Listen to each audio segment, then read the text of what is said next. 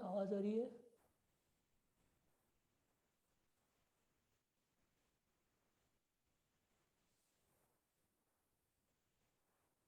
बेटा आवाज आ रही है? Yes sir.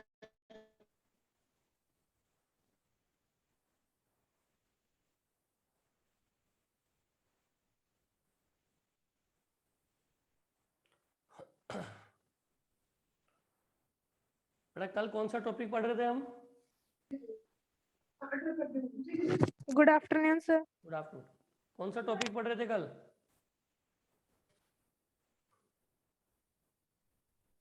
हादजा जन समूह।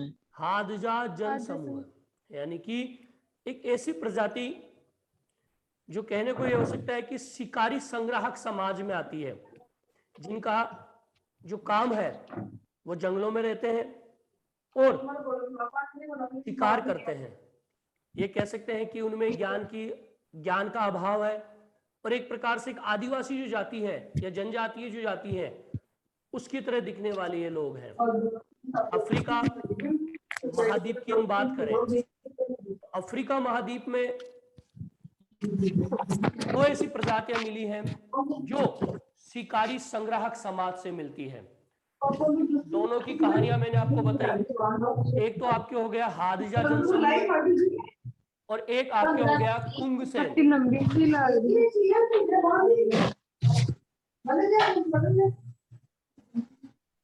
कुंगसेन और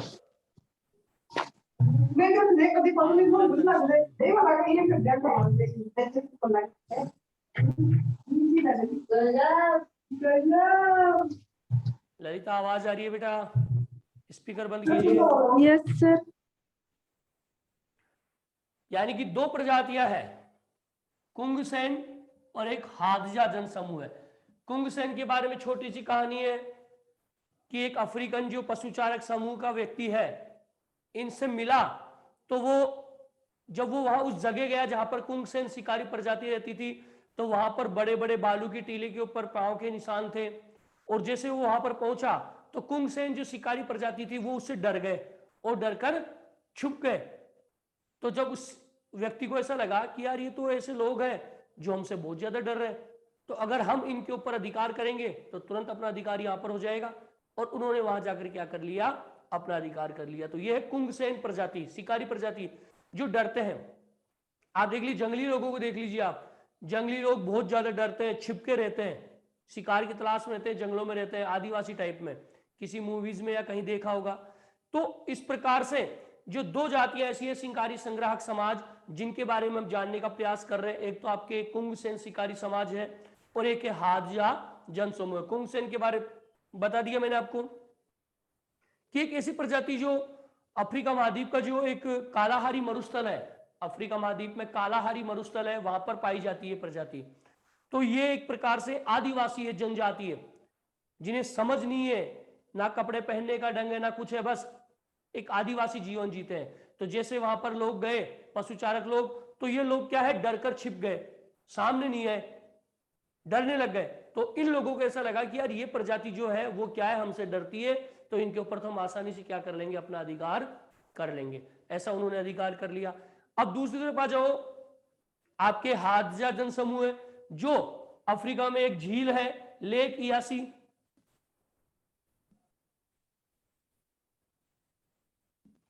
लेक इयासी, इस झील के किनारे पर यह प्रजाति रहती है, अपना जीवन यापन करती है।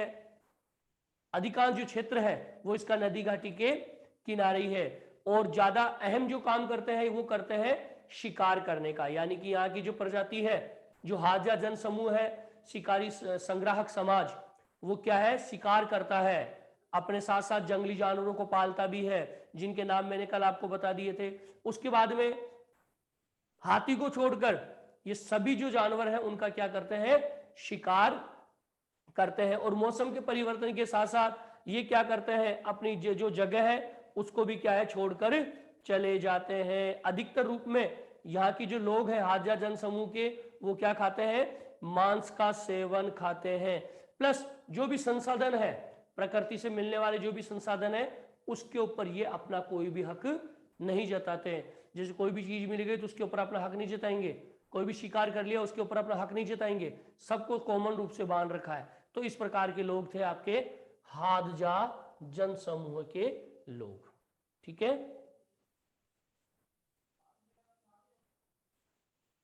आगे चले बेटा। Yes, sir. अब आपके आ जाता है अगला पॉइंट,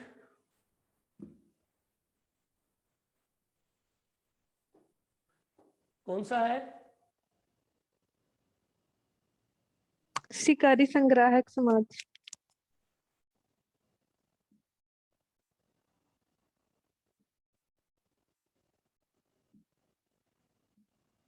शिकारी संग्राहक समाज। ठीक है, इसमें क्या लिखा हुआ है नीचे? वर्तमान से अतीत तक, अतीत की ओर।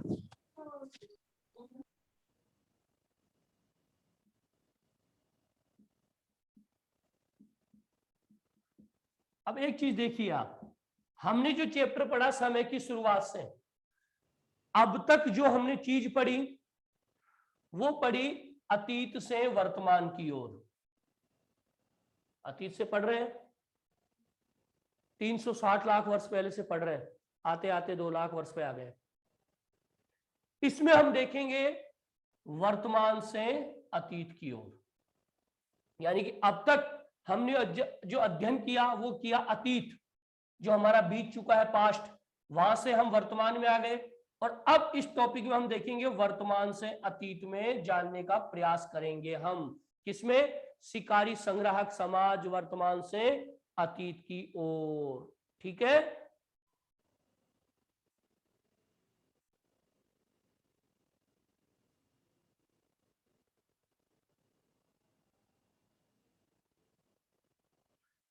वर्तमान से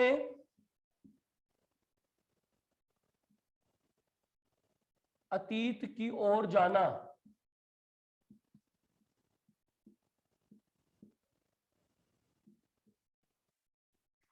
संजाति व्रत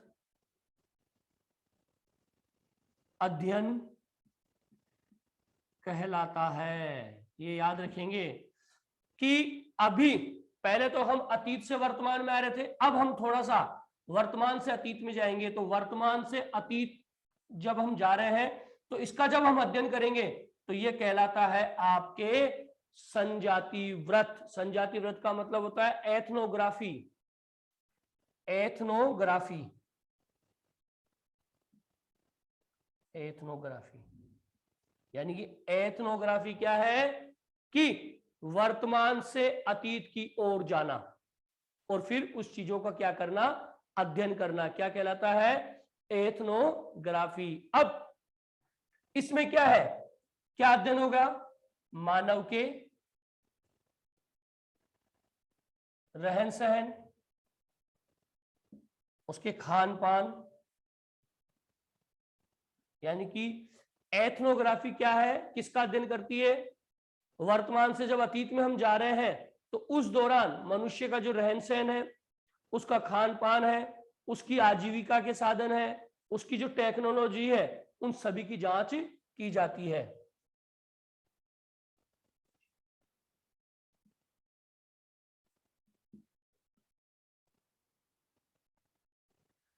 आजीविका व प्रौद्योगिकी आदि की जांच।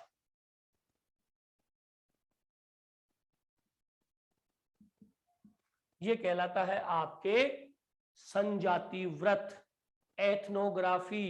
आपसे क्वेश्चन कर लिया जाए कि एथनोग्राफी से क्या तात्पर्य है, तो आप इसमें ये कहेंगे एथनोग्राफी ये है कि समकालीन, यानी अभी वर्तमान समय में समकालीन जो नर जातीय है, एक टॉपिक मैंने आपको बताया था कल, नर जातीय,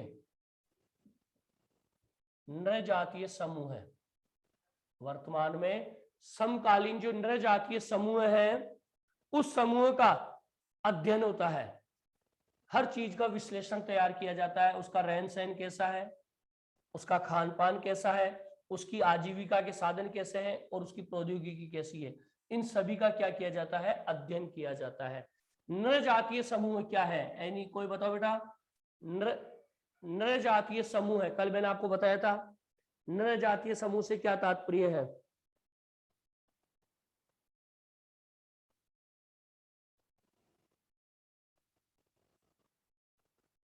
बेटा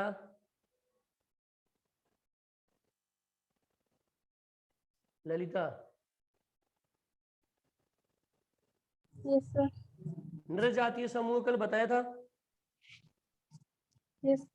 फिर याद क्यों नहीं है?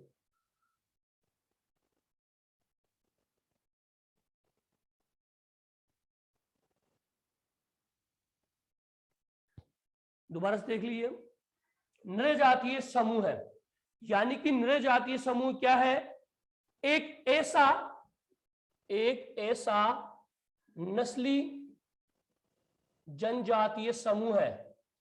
नस्लीय जनजातीय समूह है, एक ऐसा नस्ली जनजातीय समूह है जो किसी जनसंख्या में आसानी से पहचाना जा सके, जो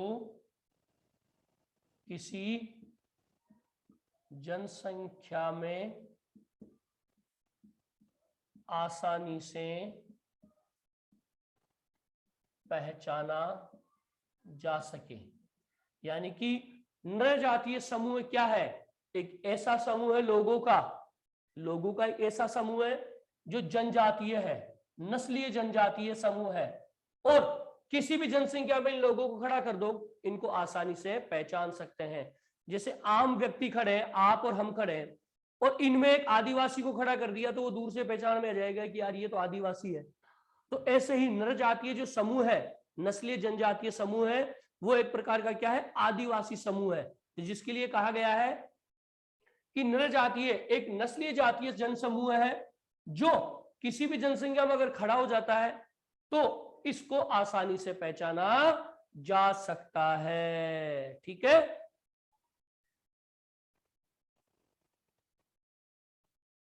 समझ में आ गया बेटा? Yes sir. नर जातीय समूह, इसको समाज का समूह होने का दर्जा प्राप्त नहीं है। यानी कि ये जो नर जातीय समूह है वो पहचान में आ रहा है, समूह में रहता है, लेकिन इसका जो सामाजिक स्तर है वो अन्य समूह से क्या है? अलग है। इसको समाज का समूह नहीं माना जाता। यानी कि जो आदिवासी है उनको समाज का समूह नहीं माना जाता। तो ये हो गया आपके शिकारी संग्राहक समाज के बारे में थोड़ा सा परिचय, जिसमें हमने देख लिया कि शिकारी संग्राहक समाज में वर्तमान से अतीत की ओर, और वर्तमान से अतीत की ओर जब हम अध्ययन करते हैं मानव के क्रियाकलापों का, तो वो क्या कहलाता है? संजाति व्रत या फिर एथनोग्राफी। ठीक है, और एथनोग्राफी में क्या किया जाता है कि कहने का मतलब मानव के कि इसमें इंसान पर।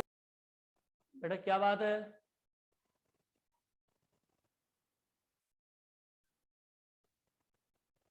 संजाति व्रत क्या है? इसमें समकालीन जो नर जातियां हैं उनका विश्लेषणात्मक अध्ययन किया जाता है। और नर जातियां कौन सी है? नस्लीय जनजातीय लोग जो आदिवासी टाइप में रहते हैं। नर जातियां हैं जिनका ये कहा जाता है कि अगर जनसंख्या में इन लोगों को खड़ा कर दिया जाए तो इनको आसानी से पहचाना जा सकता है। इनके समूह का जनसंख्या में कभी भी गिनती नहीं होती, लेकिन इनका खुद का एक अपना समूह होता है। तो ये हो गया आपके संजाति व्रत। जैसे इसका उदाहरण अपने भारत में भी है। उत्तर पूर्व की दिशा में आप चल जाइए, नागालैंड, मिजोरम, वहां के लोगों को देख लीजिए, उनका वेशभूषा अलग ही दिख जाएगा, पता लग जाएगा ये नर जाति का लोग है या आदिवासी टाइप में, क्यों पहाड़ों में रहते हैं, जंगलों में रहते हैं। तो आज भी ये नर जाति की जो समूह है वो उस दिशा में मिल जाता है। हालांकि ज्यादातर अफ्रीका में मिलते हैं, लेकिन भारत की बात करें तो उत्तरी पूर्वी जो भारत का हिस्सा है उसमें भी नर जातीय समूह मिल जाता है। तो ये हो गया आपके नर जातीय समूह। बेटा कोई दिक्कत हो तो बता दीजिए।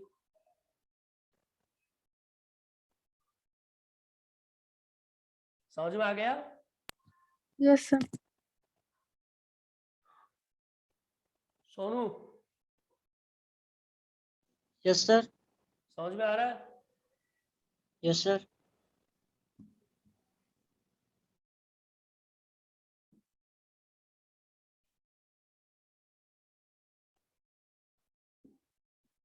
अब संजाति व्रत के बारे में हम अध्ययन कर रहे हैं कि संजाति व्रत क्या है। हमने देख लिया संजाति व्रत वर्तमान से अतीत की ओर जाकर मानव की जो भी नरजातीय जो समूह है उनका विश्लेषणात्मक अध्ययन करना, यह संजाति व्रत कहलाता है। अब संजाति व्रत के अध्ययन को समझने के लिए इसके दो पहलू हैं, एक सर तो हो गया वापस इसका बताना पक्ष है। और एक हो गया विपक्ष। देखते हैं, हम पहले अतीत से वर्तमान में आ रहे थे, अब हम वर्तमान से अतीत की ओर जा रहे हैं। तो संजाति व्रत के अध्ययन के दो पक्ष हैं, एक तो पक्ष हो गया और एक हो गया इसका विपक्ष, यानी दो पहलू है संजाति व्रत को समझने के लिए। हाँ बेटा, इस संजाति व्रत की जो भी डेफिनेशन होता है ना वो वापस बताना। संजाति व्रत की डेफिनेशन, हाँ बेटा लिख लीजिए।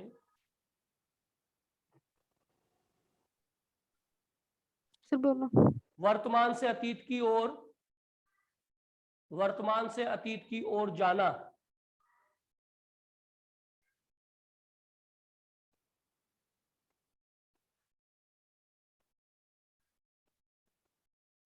वर्तमान से अतीत की ओर जाना संजाति व्रत अध्ययन कहलाता है।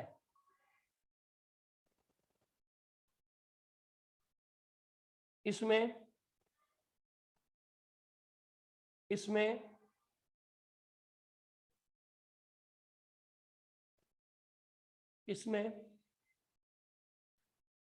समकालीन नृजातियों, इसमें समकालीन नृजातियों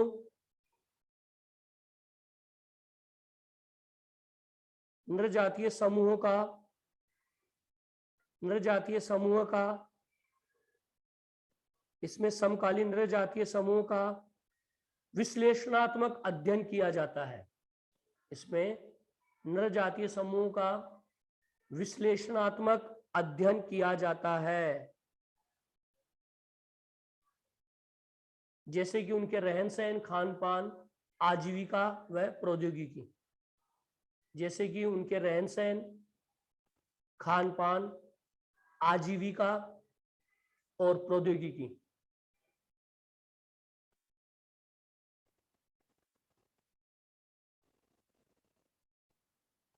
सर हो गया। ठीक है, तो ये हो गया आपके संजाति व्रत। अब देख लीजिए आप, जो संजाति व्रत है उसका अगर हम अध्ययन करें तो उसके दो पहलू हैं, एक तो पक्ष में और इसके विपक्ष में।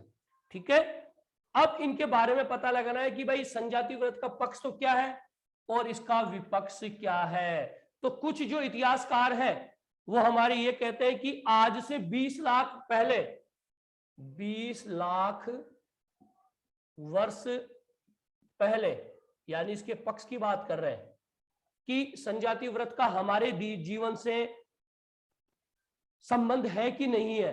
तो कुछ जो पुरातत्वविद है वो ये कहते हैं कि आज से 20 लाख वर्ष पहले जो होमोनिड का स्थल था, होमोनिड स्थल तुर्काना, एक जगह है तुर्काना, होमोनिड स्थल जो है तुर्काना उस झील के किनारे स्थित है। तुर्काना झील के किनारे स्थित है, यानी कि हमारे जो पुरातत्वविद हैं वो ये कहते हैं कि इसके पक्ष में, जैसे कि हमें जानना चाहते हैं कि ये जो संजाति समूह वो है कौन, क्या होमोनिड की उत्पत्ति है या हमसे रिलेटेड है या हमारा उनके साथ संबंध है कि नहीं है। तो पक्ष में तो ये कहते हैं कि हाँ, ये जो नरजातीय जो समूह है संजाति व्रत, इसके जो लोग हैं आज से 20 लाख वर्ष पहले जो होमोनिड जहां पर होमोनिड जहां रहता था तुर्काना झील के किनारे, वहां पर इनके क्या मिले हैं, प्रमाण मिले हैं। और ये माना जाता है कि जो आदि मानव है या आदिकालीन जो मानव है उसका निवास स्थान यहीं पर रहा होगा, या फिर ये मौसम के हिसाब से यहां आकर बस गए होंगे।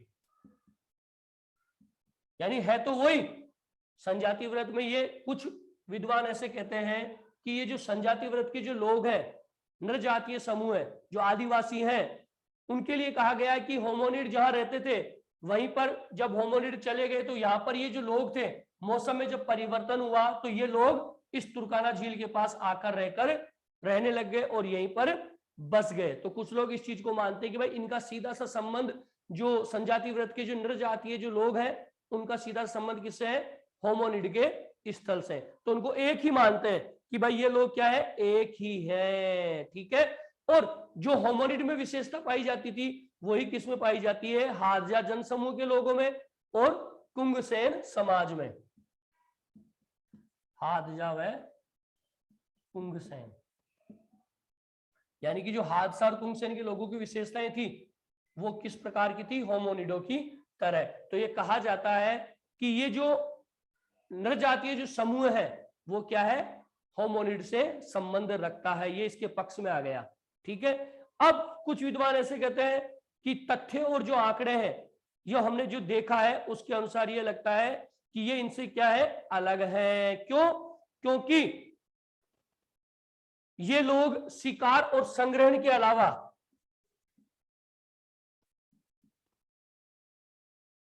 सही विपक्ष में शिकार और संग्रहण के अलावा अन्य कई क्रियाकलाप भी करते हैं। कुछ तो ये कह रहे हैं कि होमोनिड की तरह ही है जो यहां आकर बस गए और इस प्रकार की गतिविधि करते हैं जैसे होमोनिड करते हैं, जिनका उदाहरण दे दिया हादजा और कुंगसेन। और कुछ पुरातत्वविद ये कहते हैं कि ये जो लोग हैं, जो नृजातीय समूह है, संजाति व्रत के जो लोग हैं, वो शिकार और संग्रहण के अलावा कई अन्य कार्य भी करते हैं, जैसे छोटी मोटी चीजों का विनिमय, बेचना, खरीदना। शिकार के साथ साथ, शिकार और संग्रहण के साथ साथ ये क्या करते थे कि छोटी छोटी जो कोई चीजें होती थी जंगल में उनका क्या करते थे, व्यापार करते थे, ठीक है। या अपने जो पड़ोसी जो लोग थे या किसान थे उनके साथ क्या करते थे, उनके साथ खेतों में मजदूरी करते थे। तो ये इसके विपक्ष में आ गया कि ऐसा कुछ भी नहीं है, ये इसके विपरीत भी है। तो कहने का मतलब ये है, ज्यादा इसमें समझने की जरूरत नहीं है, ज्यादा उलझने की जरूरत नहीं है। इसमें यह चीज कही गई है कि इसके पक्ष और विपक्ष। पक्ष तो ये कहता है कि 20 लाख वर्ष पहले जहां होमोनिड चले गए थे वहां पर ये लोग थे, वहां जाकर बस गए और अपना जीवन यापन करने लगे। कुछ लोग ये कहते हैं कि ठीक है, हम मान लेते हैं वही वहां थे, लेकिन ये संजाति व्रत उनसे भिन्न है, होमोनिड से भिन्न है। क्यों? क्योंकि शिकार और संग्रहण के साथ साथ ये अन्य कई कार्य भी करते थे, जैसे व्यापार कर लेते थे, छोटा मोटा वस्तुओं का लेन देन, और किसानों के खेतों में मजदूरी का कार्य भी ये लोग कर लेते थे, ठीक है।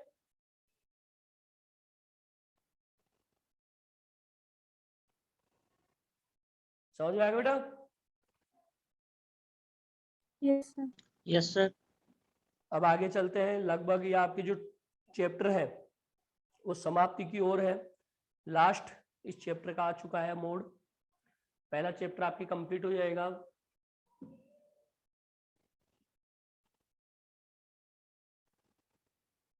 हाँ बेटा, क्या टॉपिक है लास्ट? उपसंहार। उपसंहार। उपसंहार का मतलब, अब इस पूरे पाठ का सार आ गया हमारे सामने, पूरे पाठ का निचोड़ हमारे सामने आ जाएगा कि इस पूरे लेसन में हमने क्या देखा, किस तरह से क्या क्या परिवर्तन हुआ, प्राइमेट से लेकर होमोसेपियंस वर्तमान आधुनिक मानव तक क्या क्या परिवर्तन हमें देखने को मिला, किन किन चीजों में परिवर्तन हुआ, इस चीज का अब हम अध्ययन कर रहे हैं, ठीक है। उपसंहार में देख लीजिए। उपसंहार में सबसे पहले आपने एक चीज देखी होगी कि सबसे पहले जो व्यक्ति जो पृथ्वी इस सृष्टि के ऊपर आया उसने क्या किया, शिकार। आप यहीं से समझ जाएंगे, शिकार, ठीक है। फिर शिकार करने के बाद में, यानी कि पहला जो मानव आया उसने अपने जीवन में क्या सीखा, शिकार करना, यानी कि शिकार वो करने लग गया। उपसंहार देख रहे हैं, पहले व्यक्ति के रूप में हमने क्या देखा कि वो क्या करता था, जंगली जानवरों का क्या करता था, शिकार करता था, या फिर पेड़ पौधों को काटकर अपना क्या करता था, भोजन करता था, ठीक है। समझ में आ गया? Yes sir. यानी पहला मानव जो आया यहां पर पृथ्वी पर उसने क्या किया, शिकार। अब शिकार के साथ साथ क्या परिवर्तन हुआ, संग्रहण। ये लीजिए, संग्रहण। दूसरा, शिकार तो करता ही था, अब धीरे धीरे उसने अपने भोजन का क्या करना प्रारंभ कर दिया, संग्रहण। संग्रहण का मतलब क्या होता है बेटा? वस्तुओं को संग्रह करना। संग्रह का मतलब क्या होता इकट्ठा है? करना। इकट्ठा करना। इकट्ठा करना। यानी कि शिकार किया, पहले तो शिकार ही करता था प्रॉपरली, अब धीरे धीरे वो शिकार प्राप्त जो शिकारी जो जानवर मिलते थे उनको, उनके मांस को संग्रहित कर लेता था। पेड़ पौधों से जो भी खाने की चीज मिलती थी अब उसका क्या करने लग गया था? ये संग्रहण करने लग गया था। समझ में आ गया? Yes sir. ठीक है। अब मैंने एक चीज आपको बताई थी कि हिमयुग, बर्फ की बरसात हुई, बहुत ज्यादा बारिश हो गई, पूरी प्रकृति सृष्टि नष्ट हो गई। अब क्या हुआ? हिमयुग का क्या हो गया? अंत हो गया। हिमयुग समाप्त हो गया और अब उसके बाद में क्या हो गई? तापमान बढ़ गया। संग्रहण देख लीजिए, हिमयुग का अंत। अब बर्फ का, जब जैसे बर्फ पिघली तो गर्मी बढ़ गई, तापमान तापमान तापमान बढ़ा। ठीक है। और जब तापमान बढ़ा तो उससे क्या हो गई? जो बरसात थी वो बढ़ गई, वर्षा वर्षा बढ़ गई, पानी की मात्रा ज्यादा बढ़ गई। अब वर्षा बढ़ी तो जंगलों में क्या हो गया? जंगलों में जंगली, यानी कि हिमयुग का अंत हो गया, तापमान बढ़ गया। तापमान बढ़ा तो वर्षा तेज हो गई, वर्षा होने लगी, जोर ज्यादा बरसात होने लगी। और बरसात होने से क्या हो गया? जो जंगलों में जो फसल थी वो बोई जाने लग गई। यानी कि आदि मानव पहले कहाँ रहता था? जंगलों में। और जंगलों में जब रहा तो तेज बारिश होने लग गई, तो अब आदि मानव क्या करने लग गया? जंगलों में ही फसल बोने लग गया, जिसमें जंगली जौ और गेहूं, जंगली जौ व गेहूं ये बोने लग गया। ये लो, ठीक है। देखो बदलाव होता जा रहा है। पहले शिकार पे डिपेंड था, केवल शिकार तक निर्भर था। शिकार के बाद में उसमें समझ आई, अब उसने वस्तुओं का क्या करना प्रारंभ कर दिया? संग्रहण करना प्रारंभ कर दिया। संग्रहण किया, लेकिन इस दौरान आते आते क्या हो गया? हिमयुग, जो बर्फ का युग था वो क्या हो गया? समाप्त हो गया। इसके बाद में तापमान बढ़ गया, टेम्परेचर बढ़ा। टेम्परेचर बढ़ा तो बारिश हो गई, तेज बारिश हुई। तेज बारिश हुई तो जो आदि मानव था वो कहां रहता था? जंगलों में रहता था।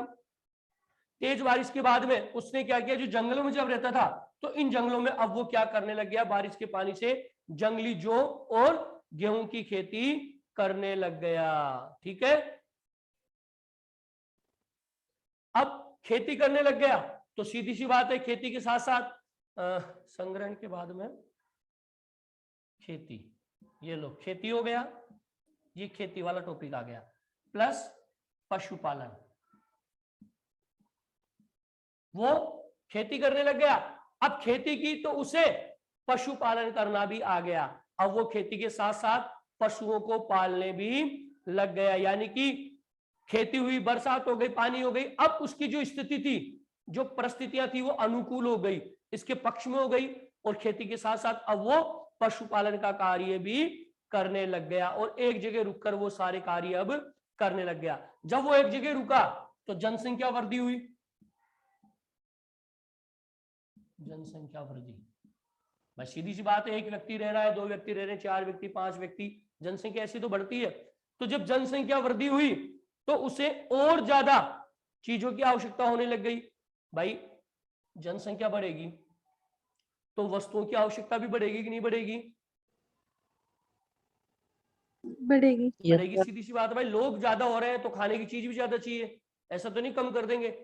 तो जैसे ही पशुपालन करने लग गया, एक जगह रुकने लग गया, जनसंख्या जैसे जैसे वृद्धि हुई तो वस्तुओं की आवश्यकताओं में भी क्या होने लग गई?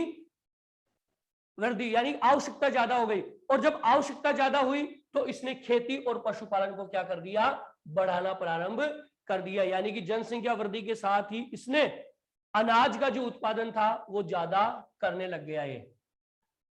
अनाज उत्पादन ज्यादा, ये लो, यानी कि ये क्या करने लग गया? अनाज का उत्पादन ज्यादा करने लग गया। ठीक है, समझ में आ गया यहां तक? भाई जनसंख्या वृद्धि हुई, जनसंख्या वृद्धि हुई तो ज्यादा आवश्यकता होने लगी अनाज की या हर प्रकार की चीजों की। और जब ज्यादा आवश्यकता हुई तो इसने क्या किया, पशुपालन चालू कर दिया। पशुपालन चालू हो गया, अनाज उत्पन्न ज्यादा करने लग गया, क्योंकि जितनी ज्यादा जनसंख्या होती है उतनी ही ज्यादा मांग होती है, डिमांड। आपके घर में 5 व्यक्ति हैं, उतनी चीजें आ रही है, कल को व्यक्ति बढ़ेगा तो खाने की चीजें ज्यादा आएगी, क्योंकि आवश्यकता ज्यादा हो गई, लोग ज्यादा हो गए। तो उस समय भी क्या हुआ, जैसे ही जनसंख्या बढ़ी तो अनाज उत्पादन भी क्या होने लग गया, ज्यादा। क्यों? क्योंकि अनाज की आवश्यकता ज्यादा होने लग गई। ठीक है, अब जब अनाज की आवश्यकता ज्यादा होने लग गई तो पहले क्या हुआ, ये जो था वो जंगलों में रहता था, आदि मानव गुफाओं में रहता था, गुफाओं से जंगलों में आ गया, जंगलों में आकर खेती, पशुपालन, अनाज उत्पादन, सारी चीजें वो क्या करने लग गया, उगाने लग गया। जानवरों को पालने लग गया, जिसमें मवेशी, भेड़, बकरियां, कई जानवर ऐसे थे जिनको वो क्या करने लग गया, पालने लग गया। ठीक है, अब क्या हुआ, अधिकतर समय वो एक ही जगह बिताने लग गया। क्यों? क्योंकि पशुपालन भी कर रहा है, खेती भी कर रहा है, इसके साथ साथ उसका परिवार भी बढ़ गया। तो अब वो धीरे धीरे एक ही जगह पर रहना प्रारंभ कर देता है और अब वो बना लेता है अपना स्थायी घर। ये लीजिए, अब उसने क्या कर लिया, अपना स्थायी घर बना लिया और यहीं एक जगह रुककर अब ये रहने लग गया। यहां तक समझ में आ गया? Yes sir. ठीक है, यानी स्थायी घर बना लिया। अब स्थायी घर बनाया, एक घर बना, एक व्यक्ति और आया, फिर उसने स्थायी बना लिया, फिर अगला आया, उसने भी स्थायी बना लिया। सबने अपने अपने स्थायी घर एक जगह रहकर बनाना प्रारंभ कर दिया और स्थायी घर बनते बनते बनते बनते इसने नया रूप ले लिया शहर का, एक शहर बन गया। इस प्रकार से ये हमने देख लिया कि एक प्रकार से कहां से शिकार, उपसंहार, हमने मनुष्य का क्या देखा, शिकार, शिकार से स्टार्ट हुआ, शिकार से स्टार्ट होने के बाद में संग्रहण कर लिया, संग्रहण किया, पहले खेती की, खेती के साथ साथ फसल हुई तो उसे लगा कि मैं जंगली जानवर या जो जानवर है उनको पाल भी सकता हूं। तो अब इसके साथ साथ ये क्या करने लग गया, पशुपालन भी करने लग गया। खेती कब की, हिमयुग का अंत हो गया, बर्फ वाले युग का, तापमान बढ़ गया, तेज बारिश हुई, खेती की आवश्यकता हुई, जंगलों में अब वो क्या किया, जंगली जौ और गेहूं की खेती करने लग गया और खेती के साथ साथ पशुपालन किया, खेती की जौ और गेहूं की। ठीक है, जब एक जगह रुका तो परिवार में वृद्धि हुई, जनसंख्या बढ़ी, जनसंख्या बढ़ी तो वस्तुओं की आवश्यकता भी ज्यादा हो गई और वस्तु की जब ज्यादा आवश्यकता हुई तो उत्पादन भी क्या हो गया, ज्यादा करने लग गया। ठीक है, अब उसके बाद उत्पादन कर लिया, पशुपालन करने लग गया, तो अब परिवार जब बढ़ने लगा तो उसने अपना एक स्थायी घर बना दिया, वहां पर एक जगह रुककर अब वो रहने लग गया। पहले स्थायी नहीं था, कभी यहां पर, कभी वहां पर, कभी यहां, कभी वहां, इधर उधर होता था, लेकिन अब जरूरत या आवश्यकता के हिसाब से इसने अपने आप को एक स्थायी जगह दे दी और अपना एक स्थायी घर बना लिया। स्थायी घर बनाया तो इसके और भी कई कुटुंब में जो लोग थे, अन्य जो लोग थे आदि मानव के, वो भी एक जगह रहकर रहने लग गए और अपना स्थायी घर बनाने लग गए। और स्थायी घरों के निर्माण से जैसे ये घर बन गया, ये घर खूब घर बन गए आसपास में, और इसने किसका रूप ले लिया, शहर का, वर्तमान शहर का रूप ले लिया। यहां तक समझ में आ गया?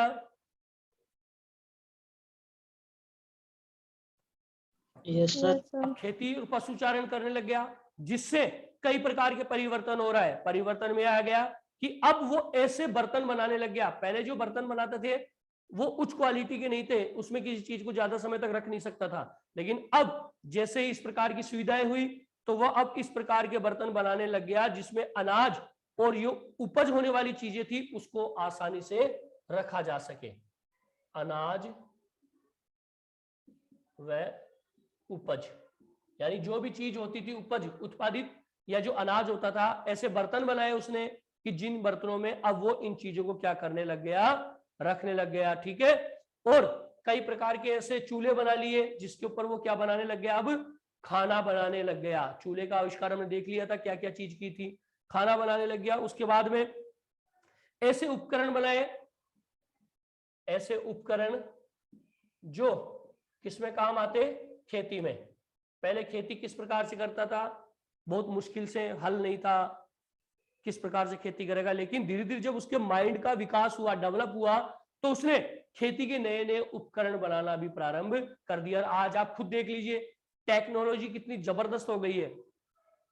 पहले खेती बैल, ऊंट, इनके सहायता से खेत जोता जाता था। लेकिन आज नई नई मशीनें आ गई, ट्रैक्टर आ गया, और भी कई मशीनें आ गई है जिनके द्वारा तुरंत खेत को जोत दिया जाता है। पहले बीज को बखेरा जाता था, आदमी बिखेरता था, होगा कि नहीं होगा, कितना अंदर तक गया है दाना, लेकिन आज ऐसी टेक्नोलॉजी आ गई है, मशीन के साथ ही बीज भी बिखर जाता है, फसल कट भी जाती है, अनाज भी निकल जाता है। तो धीरे धीरे जैसे जैसे डेवलपमेंट होता गया, विकास होता गया, वैसे वैसे मनुष्य ने भी इन चीजों में क्या परिवर्तन करना प्रारंभ कर दिया। अनाज हो गया, उपज हो गई, अब खेती के लिए उसने क्या कर लिया, नए नए उपकरण काम में लेना प्रारंभ कर दिया। ठीक है, और अब तांबा, सोना आदि कई प्रकार की धातुओं से ये आदमी जो था, आदि मानव, वो परिचित हो गया था। ठीक है, और जो मिट्टी के बर्तन बनाए उससे क्या हुआ, जो परिवहन का जो पहिया है वो भी इस्तेमाल होने लगा। जैसे मिट्टी का बर्तन बनाया, नाव बना ली, लकड़ी के लट्ठे, जो पानी में लट्ठा तैरता देखा तो उसको ऐसा लगा कि ये चीज ऐसी होती है जो पानी में डूबती नहीं है, तो लकड़ी से क्या बनाई, नाव बनाई। यातायात के साधनों का विकास किया, यातायात के साधनों का विकास करने के लिए क्या किया, पहिया बना लिया, पहिया बना लिया, एक ढांचा बना लिया बैलगाड़ी टाइप का, पशु से जोड़कर उसको खींचने लग गया। तो इस प्रकार से ये परिवर्तन का समय है, और इस जो आज का जो आधुनिक मानव है वो इस प्रकार से हो गया। तो ये हमने देख लिया उपसंहार, यानी इस पूरे चैप्टर का पूरा सार हमने देख लिया कि कहां से स्टार्ट हुआ, शिकार से, और आते आते ये सारी चीजें करते करते करते आज हम कहां आ गए, शहरों में। ये शहर का निर्माण हो गया इस प्रकार से, और क्या क्या क्रियाकलाप किए उसने, इसमें मैंने आपको बता दिया है। अब ये आपका जो पहला चैप्टर है वो कंप्लीट हो चुका है। अब किसी को कोई प्रॉब्लम हो तो वो मेरे से कंसल्ट कर सकता है। बेटा यहां कंसल्ट नहीं होता है, मेरे नंबर है आपके पास। Yes sir. हाँ, तो वहां से आप कंसल्ट कर सकते हैं बेटा, पर्सनली आप कंसल्ट कर सकते हैं कि सर ये टॉपिक समझ में नहीं आएगा। जहां तक मुझे पता है, मैं जहां तक मानता हूं कि मैंने पूरा प्रयास किया है कि आपको हर चीज बारीकी से समझ में आए। फिर भी अगर कोई प्रॉब्लम होती है तो आप मेरे से कंसल्ट कर सकते हैं। पहला चैप्टर आपके कंप्लीट हो चुका है। सर इसके क्वेश्चन आंसर भी करने हैं क्या? बेटा क्वेश्चन आंसर तो किताब है तो करने पड़ेंगे, आंसर उसमें क्या दिक्कत है, क्वेश्चन आंसर आप कर लीजिए। फिर भी ओके अगर सर। क्वेश्चन में कोई दिक्कत आती है या आंसर में दिक्कत आती है तो आप मेरे से कंसल्ट कीजिए, क्योंकि हिस्ट्री के अभी जो बच्चे आप दो ही हो, अभी हिस्ट्री के दो ही बच्चे आप दिख रहे हैं, तो आप दोनों पढ़ रहे हैं। जहां तक मैंने देखा है टोटल जो क्लासेस चली उसमें आप दोनों ही थे। तो जिसको कोई भी प्रॉब्लम हो तो आप कंसल्ट कर सकते हैं, पूछ सकते हैं। और अगर इसकी और एक चीज देखना है, जो चैप्टर में बेटा जो सारनियां बनी हुई है ना, जो भी सारनी बनी हुई है यस सर। वो सारी सारनी आपको क्या करनी है, बनानी है कॉपी में। उसमें लिखा हुआ है तिथि और इस तिथि में कौन सा घटनाक्रम हुआ है, या फिर सर उपसंहार में पूरक दिया हुआ है, उपसंहार में और सारनी नहीं जो दी हुई क्या? में पूरी दी हुई है, हाँ, दो तो दी हुई वो है। जो इस चैप्टर में जितनी भी सारनियां आएगी बेटा उनको याद करना है, वो बहुत काम की चीज है। किस सन में कौन सी घटना घटित हुई ये इंपॉर्टेंट है। जैसे आदि मानव की उत्पत्ति कब हुई, होमोनाइड कब आया, प्राइमेट्स कब आए, होमोसेपियंस, ऑस्ट्रोपिथिकस कब आए, ये सारी चीजें उसमें आपको पता लग जाएगी। तो जितनी भी सारनियां हैं आपके पहले चैप्टर में उनको आप नोट करेंगे अपनी नोटबुक में। फिर भी कोई प्रॉब्लम आए तो आप मुझे मैसेज कर दीजिएगा व्हाट्सएप पे, मैं उसका स्क्रीनशॉट लेकर जितनी भी सारनियां हैं वो आपको मैं भेज दूंगा बेटा। ठीक है, सर जो है ना बीच में रह गई सारनी वो लास्ट में कर सकते हैं? हाँ लास्ट में कर लो, कोई दिक्कत नहीं है। ठीक है ओके बेटा, सर। टाइम हो गया आपका, है ना। फिर भी कोई दिक्कत हो मेरे नंबर पे आप कर देना, मैं सारनियों को पीडीएफ करके भेज दूंगा बेटा। ठीक है, ठीक है सर। आप भेज दोगे? नहीं हम बना ले फिर खुद ही हाँ आप बुक बना में लीजिए से। बेटा, कोई प्रॉब्लम हो तो कंसल्ट कर लेना। Okay sir.